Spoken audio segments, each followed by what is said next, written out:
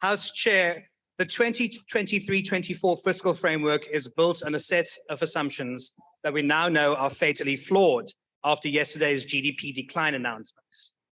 Treasury initially forecast 2.5% growth last year, then revised it down to 0.9%. But now, as a result of the decline in Q4, it'll probably only come in at 0.3%. And I see the Honorable Finance Minister is looking at me very pensively. In real terms, our economy did not grow at all in 2022, and GDP per capita has declined every year since 2007. So on average, every single South African household has gotten poorer in real terms since 2017.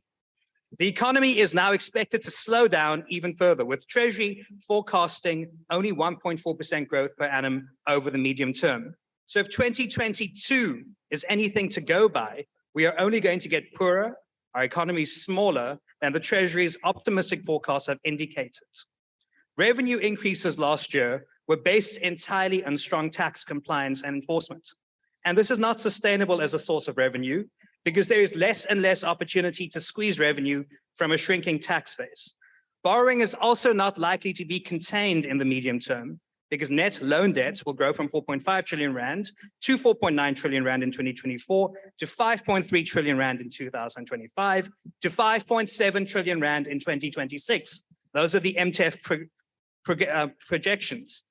Debt to GDP will not stabilize until 2026, but debt service costs will consume more and more of the budget, leaving less and less space for public services. Debt service costs will cost 340 billion rand, the largest item in the budget, and social security funds is going to be 92 billion rand. That means if you divide the two numbers up, the government will spend nearly 4 times more on government debt than in social grants. The root cause of this calamity is a failure to grow the economy.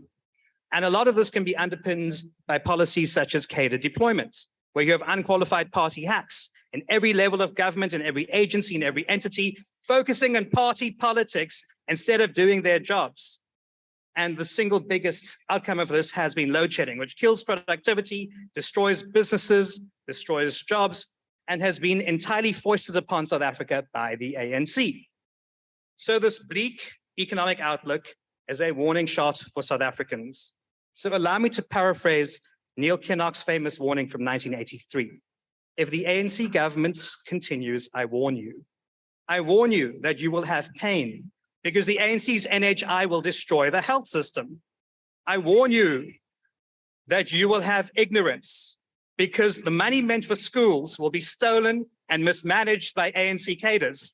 I warn you that you will have poverty because the ANC government will borrow so much that they can't afford social grants.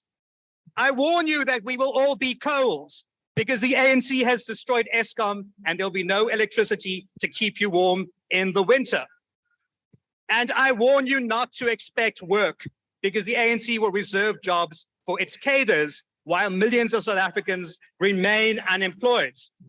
And I warn you, don't go into the streets after dark because the ANC is too busy committing crime to solve crime. And so I conclude by saying that I warn you that it is now time to abandon the ANC. Thank you. Thank you.